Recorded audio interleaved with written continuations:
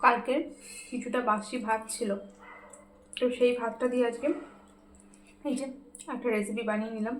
খেতে কিন্তু ভীষণ ভালো হয়েছে, একদম গরম গরম। বাসি ভাত থাকলে আগে ভাবতাম এটা দিয়ে কী করব, অনেকটা ভাত থেকে গেলে। তো এখন এভাবে যে বানিয়ে নিই খেতে ভীষণ ভালো হয়। অন্যদিন এমনি শুধু সেদ্ধ করেই বানিয়ে নিই বা কখনো ভাত ভাজা করে নিই। এখন বাসি ভাত তেমন একটা বাড়ে না। যদি কেউ কোনোদিন একটু কম খায়, খিদে না থাকে, শরীর ঠিক না থাকে, তো সেদিনই একটু ভাত বাড়ে, তাছাড়া ঠিকঠাকই হয়ে যায়।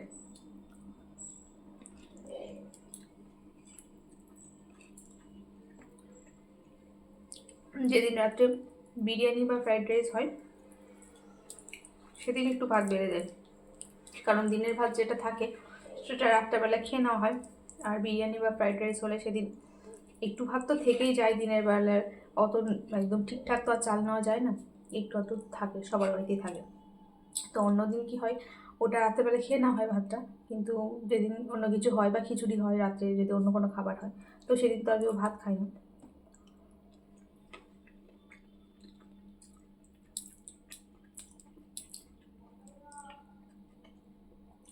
রাত্রে তো এমনি মা আর আমি ভাতই খাই, মিঠি আর মিঠি বাবা রুটি খায়।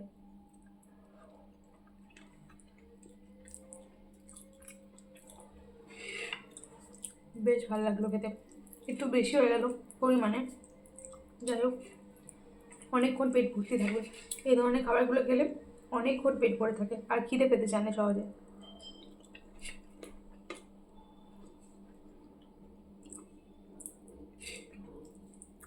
মা অন্যদিন খায় সেদ্ধ ভাত এভাবে করে করলে বা খিচুড়ি, কিন্তু আজকে মা খাবে না, মায়ের শরীরটা ভালো নেই, অন্য খাবে না।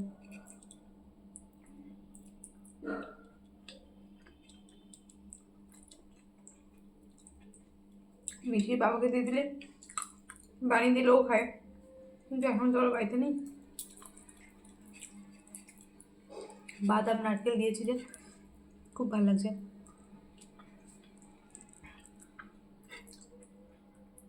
বাসি ভাত বলে মনেই হচ্ছে না।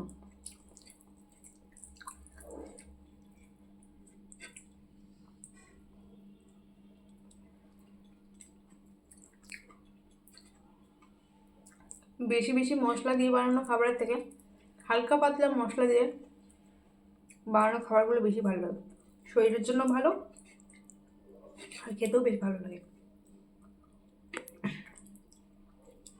এখন এটা খেয়ে ওপরে রান্নাঘরে এটা বানালাম, রান্নাঘর পরিষ্কার করবো, তারপর এখনো অনেক কাজ বাকি আছে, দোতলায় ঝাড় দেবো। দেরি হয়ে গেল, আজকে দুটায় একটু বাড়তি কাজ করলাম, দেরি হয়ে গেল, 11টা পেরিয়ে আছে। আমি মিঠি রাখতে যাবো,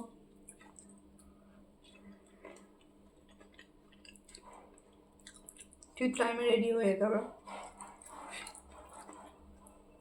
যেহেতু কাঁদতে যেতে হবে।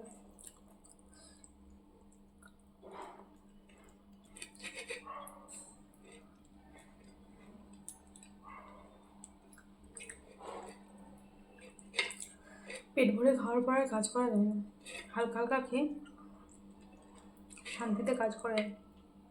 আজকে খাওয়াটা অনেক বেশি হয়ে গেলো ব্রেকফাস্টে, আর দুপুরে ভাত খেতে পারবো না, কেমন খাওয়া হয়ে গেল। খাওয়া দাওয়া তো হলো, এবার বসে থাকলে তো হবে না, এবার কাজ করতে হবে, কাজগুলো করি। সবাই ভালো থাকবেন, এখন টাটা।